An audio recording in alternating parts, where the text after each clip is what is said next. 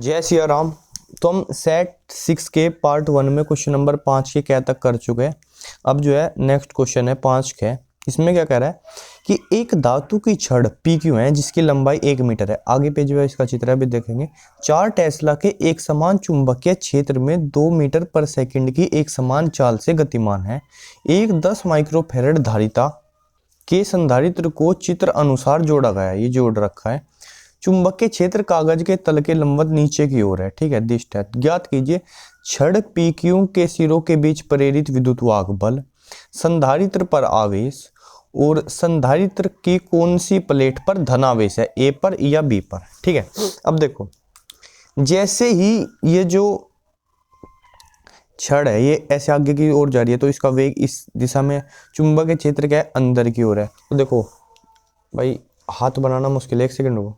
देखो फ्लेमिंग के बाएं हाथ के नियम से देखो, अगर आपसे आता हो यानी अगर चुंबकीय क्षेत्र अंदर की ओर है और वेग इधर है v इधर से, तो बल की दिशा इधर की ओर होगी, यानी ऊपर की ओर। यानी ऊपर की ओर जो है पॉजिटिव आवेश अगर इधर को गति करता छड़ में तो वो उस पर ऊपर की ओर बल लगता। लेकिन ये छड़ धातु के है और इसमें क्या है मुक्त इलेक्ट्रॉन है, तो मुक्त इलेक्ट्रॉन पर नीचे की ओर बल लगेगा। ठीक है, नीचे की ओर। तो इसके नीचे इधर क्या आ जाएगा, निगेटिव आवेश हो जाएगा।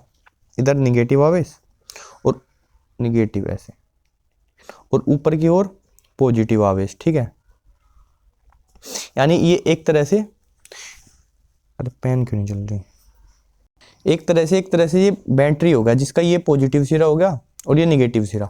अब पॉजिटिव सिरे से कौन जुड़ा है, ए जुड़ा है, तो प्लेट ए पर क्या होगा, पॉजिटिव आवेश होगा संधारित्र के और बी पर निगेटिव आवेश। अब देखो एक साइड पॉजिटिव आवेश एक साइड निगेटिव है, तो ये इसका विद्युत वाहक बल कितना प्रेरित विद्युत वाहक बल हुआ इसमें, वो कैसे निकाल लेंगे हम। प्रेरित विद्युत वाहक बल का फॉर्मूला होता है equal to B V L. ठीक है,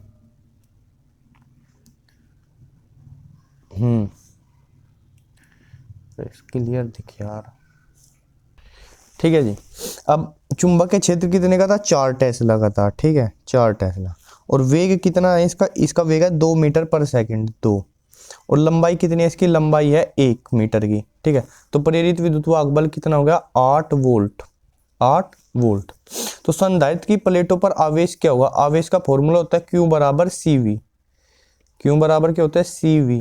C क्या होते हैं उसकी धारिता, और V जो विभवांतर को या प्रेरित विद्युत वाहक बल। तो ये जो प्रेरित विद्युत वाहक बल है इसी के साथ जो है संधारित्र जुड़ा हुआ है, तो उतना ही विभवांतर संधारित्र की प्लेटों पर होगा, तो आवेश हो जाएगा इस पे।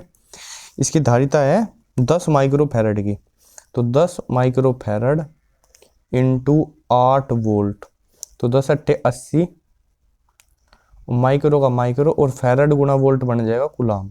तो आवेश होगा संधारित्र पर 80 माइक्रो कूलाम। तो तीनों चीज मैंने निकाल दी, 8 वोल्ट का विभवांतर निकाल दिया, संधारित्र पर आवेश 80 माइक्रो कूलाम, और इसकी प्लेट ए पर क्या होगा, धनावेश होगा। ठीक है, नेक्स्ट क्वेश्चन जो है वो विभवमापी से तो कटा हुआ है। उससे अगला क्वेश्चन है, एक प्लास्टिक के अर्धगोले की वक्रता त्रिज्या जो है 8 सेंटीमीटर है और अपवर्तनांक इसका 1.6 है। मुख्य अक्ष पर अर्धगोले के भीतर एक बिंदु स्रोत O स्थित है। ये बिंदु स्रोत है O के प्रतिबिंब की स्थिति ज्ञात कीजिए जब उसे समतल पृष्ठ से यानी इधर से देखा जा रहा है और गोलीय पृष्ठ से देखा जा रहा है। देखो समतल पृष्ठ पे तो फॉर्मूला लग जाएगा आभासी गहराई बराबर वास्तविक गहराई बटे अपवर्तनांक, है नहीं। तो वो तो फॉर्मूला मैं वो लगा लूँ, आभासी गहराई H बराबर वास्तविक गहराई बटे अपवर्तनांक N। तो वास्तविक गहराई क्या है, ये 4 सेंटीमीटर अंदर तक रखा हुआ है। ठीक है, और अपवर्तनांक N कितना है, 1.6 है। इससे इसको डिवाइड करेंगे तो आ जाएगा 2.5 सेंटीमीटर। ठीक है, तो समतल पृष्ठ से देखने पर तो क्या होगा, 2.5 सेंटीमीटर दिखाई देगा। अब गोलीय पृष्ठ से देखने के लिए गोलीय पृष्ठ द्वारा अपवर्तन का फॉर्मूला लगाना पड़ेगा। वो फॉर्मूला क्या है, N बटा V माइनस 1 बटा U बराबर N माइनस 1 बटा R। ये फॉर्मूला है। अब देखो अपवर्तनांक कितना है, अपवर्तनांक है 1.6। ध्यान से बात सुनो, अपवर्तनांक 1.6, लेकिन 1.6 अपवर्तनांक किसका है, 1.6 अपवर्तनांक है इस प्लास्टिक का। लेकिन वस्तु ही इसके अंदर है और प्रतिबिंब बाहर से देखा जा रहा है, ठीक है। यानी जो बाहर क्या है, माध्यम वायु है, वायु का इस प्लास्टिक के सापेक्ष अपवर्तनांक कितना हो जाएगा, वो हो जाएगा 1/1.6, ठीक है। और इसको करेंगे तो 16 है, यानी 16/10, 10/16, तो ये बन जाएगा 5/8। तो अपवर्तनांक n की वैल्यू कितनी ले जाएगी, 5/8 ली जाएगी, ठीक है। तो 5/8 और प्रतिबिंब जहाँ दिखाई देगा वो v माइनस 1 कितनी दूर रखा है, 4 सेंटीमीटर दूर रखा है, 4, ठीक है। और बराबर n-1, 5/8 में से एक जाएगा, कितना बचेगा, ऐसे लिखा जाएगा 5/8 -1, और वक्रता त्रिज्या कितनी है, वो 8 सेंटीमीटर की है, बटा 8। तो ये हो जाएगा 5/8v माइनस 1/4 बराबर ये होगा -3/8, और एक 8 नीचे, -3/64, ये हो जाएगा। इसको भी इधर ले जाओ तो 5/8v बराबर ये माइनस का इधर प्लस में जाएगा 1/4 -3/64, ये हो जाएगा 64, एलसीएम आ जाएगा 16 - 3 13/64, ठीक है। और 8 से ये 64 कट के इधर 8 आ गया, ठीक है। और v निकालने के लिए 8 पंजे 40, v इधर क्रॉस मल्टीप्लाई करके और 8 इधर, तो v बराबर कितना आ जाएगा, 40/13 आ जाएगा, ठीक है। यानी ये आएगा लगभग 3.07 16 ऐसे ही कुछ आएगा, ठीक है, सेंटीमीटर। तो ये आ गया। अगर इधर से देखे तो देखो, इधर से जब हम देख रहे थे तो ये पृष्ठ गोलीय था, तो हमें गोलीय पृष्ठ का अपवर्तन लगाना पड़ा, ठीक है। और इधर क्या था, समतल पृष्ठ था, तो सीधा सीधा ही लगा दिया हमने, ठीक है। अब अगला है, एक दूरदर्शी के अभिदर्शक व नेत्रिका लेंसों की फोकस दूरियां 15 सेंटीमीटर व 1.5 सेंटीमीटर है। इसे अभिदर्शक से 3 मीटर दूर स्थित एक वस्तु के लिए फोकसित किया जाता है। यदि वस्तु का अंतिम प्रतिबिंब स्पष्ट दृष्टि की न्यूनतम दूरी 25 सेंटीमीटर पर बने तो अभिदर्शक व नेत्रिका के बीच की दूरी ज्ञात कीजिए। तो देखो कुछ इस तरीके की स्थिति है, यह अभिदर्शक लेंस है, इधर ये नेत्रिका है, वस्तु जो है इससे 3 मीटर दूरी पर रखी है, ठीक है। और ये इसका कहीं प्रतिबिंब बनाएगा, इस वस्तु का प्रतिबिंब बनाएगा किस पर, v0 दूरी पर इसका प्रतिबिंब बनाएगा। 0 इसलिए लगा रहा है क्योंकि वो मतलब ऑब्जेक्ट मतलब अभिदर्शक, ठीक है। और वो वस्तु जो है इस नेत्रिका के लिए क्या करेगी, वो जो प्रतिबिंब बनेगा वो इस नेत्रिका के लिए वस्तु का कार्य करेगा, ठीक है। उसकी दूरी क्या है, इससे ui है, ठीक है। अब ये उसका प्रतिबिंब बनाएगा कितनी दूरी पर, 25 सेंटीमीटर की दूरी पर, ये क्वेश्चन में दे रखा है। तो इन दोनों के जो बीच की दूरी है वो हो जाएगी v0 प्लस ui, वो हमको निकालनी है। तो पहले तो ये v0 निकाल लेंगे, ये कितनी दूरी पर प्रतिबिंब बनेगा, तो इसकी फोकस दूरी कितनी है, इसकी फोकस दूरी है 15 सेंटीमीटर। तो फॉर्मूला लगाते हैं अपवर्तन का, लेंस से अपवर्तन का फॉर्मूला कहाँ दिखेगा, 1/f बराबर 1/, यहाँ पर v0 लिख लेते हैं इसके लिए, v0, ये भी फोकस दूरी भी इसकी f0 लिख लेते हैं, -1/u u0। तो भाई देखो ये फोकस दूरी तो कितनी है इसकी, 15 सेंटीमीटर है, तो 1/15 बराबर 1/v0 हमें निकालना है, -1/, ये वस्तु कितनी दूरी पर रखी है, 3 मीटर पर है, 3 मीटर मतलब 300 सेंटीमीटर, और इधर की साइड है तो क्या होगी, निगेटिव होगी 300, तो ये माइनस माइनस क्या हो जाएगा, यहाँ पर प्लस हो जाएगा, और फिर जब इसको मैं इस साइड में ले आऊंगा तो ये माइनस में आएगा फिर से, तो 1/15 माइनस 1/300 बराबर 1/v0। तो यहाँ से इसको सोल्व करेंगे, 300 एलसीएम आएगा, ये कितना आ जाएगा 20, और -1 बराबर 1/v0। तो v0 क्या हो जाएगा, ये हो जाएगा 300/20 में से एक गया 19, ठीक है। इसकी जो वैल्यू आएगी वो आएगी करीब 15.789 सेंटीमीटर, इतनी वैल्यू आएगी इसकी, ठीक है। ओए ओए ओए ओए ओए ओए, ठीक है जी। अब देखो इसमें अब मेरे को निकालना है ui, ठीक है। ui के लिए मैं इसमें फिर से फॉर्मूला लगाऊंगा, सेम यही। अब इसकी जो फोकस दूरी है fe वो है 1.5 सेंटीमीटर, ठीक है।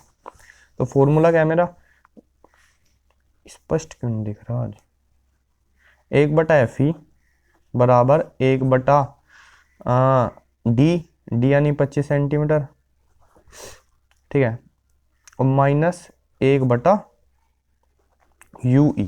ठीक है, ये फोकस दूरी कितनी है इसकी, 1.5 है, बराबर 1/25 सेंटीमीटर है, वो भी निगेटिव साइड में, लेफ्ट साइड में तो निगेटिव, -1/25 ओ -1/UE। हाँ अच्छा, अब देखो 1/1.5 इसको मैं लिख सकता हूँ 2/3। अब एक सेकंड को देखो, ये क्या हुआ, 2/3 हो गया, बराबर, अब कुछ नहीं है, ये भी माइनस का इधर प्लस में आ जाएगा, प्लस 1/25 और बराबर 1/UE माइनस का। ठीक है, तो कितना हो जाएगा, 25, एलसीएम इसका आ जाएगा 75, और 25 दूनी 50 और 3 एकम 3 बराबर 1/UE माइनस। तो यूई कितना आ जाएगा, यूई होगा माइनस का 75/53 सेंटीमीटर। ठीक है, इसको मैं निकाल लूंगा 53/53। ठीक है, तो ये जब मैं जोड़ूंगा, ठीक है, तो कुल दूरी जो होगी इनकी क्या होगी, वो होगी V0 और प्लस यूई, और दोनों की वैल्यू क्या लेनी है मेरे को, पॉजिटिव लेनी है। ठीक है, तो इसकी वैल्यू आ गई थी करीब 15.789 प्लस इसकी क्या है 75/53 हो जाएगी। ठीक है, जोड़ने पे आंसर आएगा करीब 17.205 समथिंग, कुछ ऐसा सेंटीमीटर ये आएगा। ठीक है, लेकिन जो इसने आंसर दे रखा ना, इसने आंसर दे रखा है 17.289, वो तब आ सकता है अगर अंतिम प्रतिबिंब मेरा अनंत पे बनता ना, तो ये वैल्यू जो है यहाँ पे 1.5 ही आती है, यानी इसकी फोकस दूरी ली जाती, क्योंकि अंतिम प्रतिबिंब अनंत पे बनता तो यहाँ अनंत लिखा जाता है, 0 हो जाता, यूई की वैल्यू एफ के बराबर आती है 1.5।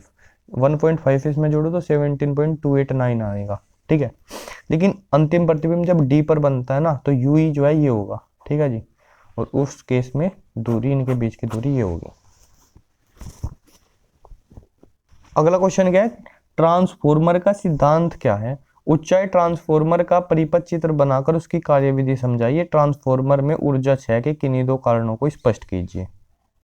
तो देखो, ट्रांसफॉर्मर क्या होता है, एक्चुअली ट्रांसफॉर्मर वोल्टेज को कम करता है, ज्यादा करता है। ठीक है, एक होता है स्टेप अप ट्रांसफॉर्मर, जिसको ऊंचाई ट्रांसफॉर्मर बोलते हैं, ऊंचाई मतलब स्टेप अप, ऊंचाई, ये क्या करता है, वो वोल्टेज को बढ़ाता है। ठीक है, कम वोल्टेज को ज्यादा करता है, जैसे 200 वोल्ट है, उसको इसने कर दिया 2000 वोल्ट, ये 20,000 वोल्ट, ऐसे कुछ ये पाया जाता है पावर स्टेशन में, है नहीं, जहाँ पर वे ज्यादा वोल्टेज में बदल के बिजली छोड़ते हैं। और जो हमारे गाँव में वगैरह वगैरह यहाँ पर जो लगे रहते हैं घर के आसपास, वो क्या होते हैं, वो होते हैं अपचाई। अपचाई वो क्या करते हैं, वो उल्टा काम करते हैं, वो यानी वो उच्च वोल्ट को, हाई वोल्टेज को लो वोल्टेज में देंगे, आपको देंगे 220 वोल्ट, 240 वोल्ट। ठीक है, क्योंकि 2000 वोल्ट पे थोड़े ना हमारा कोई उपकरण कार्य करता है, तो वो होते हैं अपचाई। ठीक है, अब देखो इसका सिद्धांत क्या है, सिद्धांत है अन्योन्य प्रेरण। ठीक है, यह अन्योन्य प्रेरण के सिद्धांत पर कार्य करता है।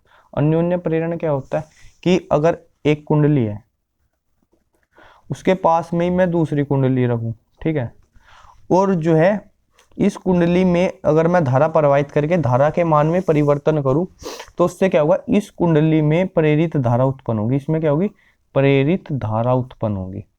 ठीक है, प्रेरित धारा उत्पन्न होगी, ये एक सिद्धांत कहलाता है अन्योन्य प्रेरण का। ऐसा क्यों होता है, क्योंकि जब इसमें धारा जाएगी, ठीक है, तो वो अपने चारों तरफ चुंबकीय क्षेत्र उत्पन्न करेगी, तो वो चुंबकीय क्षेत्र जब ये पास है तो इस कुंडली में से भी होके गुजरेगा। ठीक है, फिर क्या होगा, फिर जब इस धारा के मान में परिवर्तन होगा तो इस चुंबकीय क्षेत्र के मान में परिवर्तन होगा, यानी जो कुंडली से जो चुंबकीय फ्लक्स गुजर रहा है उसके मान में परिवर्तन होगा। और फैराडे क्या कह रहे हैं कि अगर ऐसा होगा तो इससे इसमें प्रेरित विद्युत बल उत्पन्न होगा, और बंद परिपथ है तो क्या होगा, फिर प्रेरित धारा उत्पन्न होगी। तो इस सिद्धांत पर जो है हमारा ट्रांसफॉर्मर कार्य करता है। अब इसको बनाते कैसे, देखो, एक हम लेते हैं सबसे पहले लोहे की कोर, आयरन कोर, कच्चे लोहे की कोर लेते हैं। ठीक है, आज मेरी पेन नहीं चलेगी, तो ये है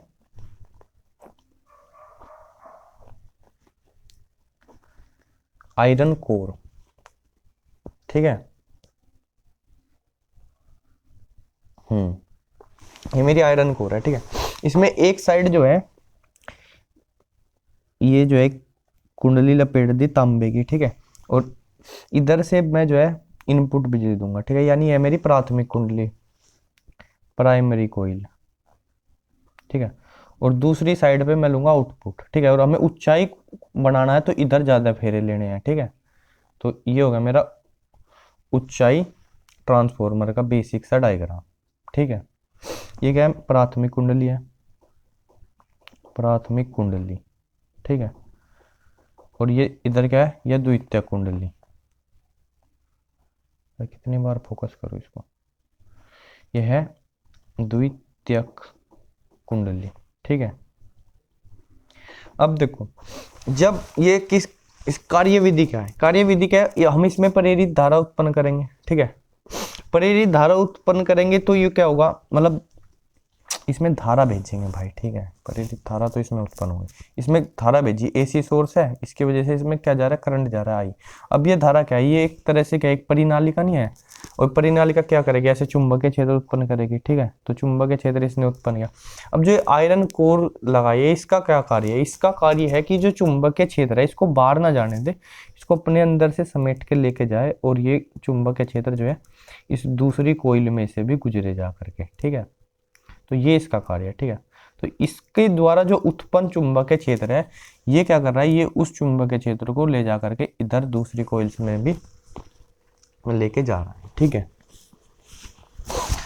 अब जब ये जो धारा है वो कैसी धारा है, वो प्रत्यावर्ती धारा है, ठीक है। यानी प्रत्यावर्ती धारा की वजह से क्या होगा, धारा के मान बदलेगा, ठीक है। ऐसे ऐसे धारा का मान तो बदलेगा। अब जब धारा ज्यादा है तो चुंबकीय क्षेत्र ज्यादा है, यानी जब धारा कम है तो चुंबकीय क्षेत्र कम है, ठीक है। तो इससे क्या हो रहा है, जो धारा का मान लगातार बदल रहा है तो चुंबकीय क्षेत्र का मान भी क्या हो रहा है, लगातार बदल रहा है। तो हर इसके कुंडली से जो फ्लक्स गुजर रहा है वो भी क्या हो रहा है, बदल रहा है, ठीक है। और इधर से बदल रहा है तो इधर को भी बदल रहा है। अब इस कुंडली से गुजरने वाला जो विद्युत फ्लक्स है वो क्या है, वो बदल रहा है। उससे क्या होगा, उससे जो है इसमें प्रेरित विद्युत वाहक बल उत्पन्न होगा, ठीक है। तो ये इस ऐसे से कार्यविधि है। तो इसमें जो है प्रेरित विद्युत वाहक बल होगा उत्पन्न, इसमें धारा बहेगी, ठीक है। तो मान लिया जो है पहली कुंडली में जो है फ्लक्स, इसके प्रत्येक फेरे में फ्लक्स फाई है, ठीक है। तो दूसरी कुंडली के भी प्रत्येक फेरे में फ्लक्स फाई ही जाएगा, ठीक है। अब इसमें फेरों की संख्या जो है NP है प्राइमरी कुंडली में, ठीक है।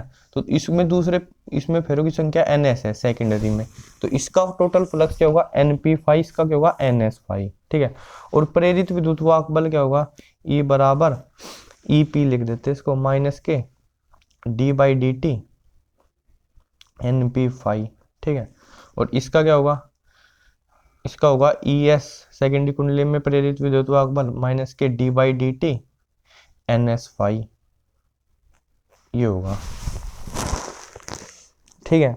अब देखो ये क्या बन जाएगा, EP बराबर माइनस के NP d phi by dt, और इधर ES बराबर माइनस के NS d phi by dt, क्योंकि जो NP है ये तो कांस्टेंट है, अवकलन से बाहर आ गया, ऐसे ही NS भी अवकलन से बाहर। अब अगर मैं इसको इक्वेशन 1 बोल लूँ, ठीक है, इसको इक्वेशन 2 बोल लूँ, और 1 को 2 से डिवाइड कर दूँ, तो EP यानी प्राइमरी कुंडली में जो विद्युत वाहक बल है अपॉन ES बराबर किसके हो जाएगा, NP बाई NS के। यानी जो उसका विद्युत वाहक बल या वोल्टेज है वो उसके फेरों की संख्या के क्या है, अनुक्रमानुपात, यानी जिसमें फेरों की संख्या ज्यादा है उसमें जो वोल्टेज है वो ज्यादा है। तो अगर मेरे को ऊंचाई बढ़ाना है, ऊंचाई के लिए क्या करना पड़ेगा, NS को बड़ा करना पड़ेगा NP से। दूसरी कुंडली में ज्यादा फेरों की संख्या होगी तो उसमें विद्युत वाहक बल क्या होगा, ज्यादा प्रेरित होगा, यानी उसमें वोल्टेज ज्यादा होगी, ठीक है। अब क्या ऊर्जा हानियां क्या क्या है इसमें, ऊर्जा हानि में सबसे पहले तो देखो ताम्रानी। ये ताम्रानी क्या है, ताम्रानी क्या है कि ये जो मैंने अपनी कोइल बनाई है कुंडली, ये किसकी है, ये तांबे की है। आल्दो तांबे का रेजिस्टेंस बहुत कम है लेकिन जीरो तो नहीं है, नहीं। तो इसमें ऊर्जा जो है कुछ ना कुछ एनर्जी हीट के रूप में वेस्ट होगी। वो कितनी एनर्जी, I²RT, ठीक है। तो I²RT एनर्जी जो है उष्मा के रूप में ऊर्जा आनी होगी, ठीक है, उष्मा में के रूप में ऊर्जा आनी है, ठीक है। दूसरी क्या है, दूसरी है flux leakage. Flux leakage, flux leakage क्या होता है, हिंदी में भी ऐसे लिख लो, फ्लक्स लीक, यानी फ्लक्स हानि या कुछ ऐसा होगा। तो फ्लक्स लीकेज क्या है कि टोटल अगर विद्युत फ्लक्स है वो इसमें ना पहुंचे, कुछ ना कुछ बल रेखाएं ऐसी हो जो बाहर चली जाए इसके, ठीक है, तो उससे क्या होगा, उसमें भी ऊर्जा आनी होगी मेरी, ठीक है।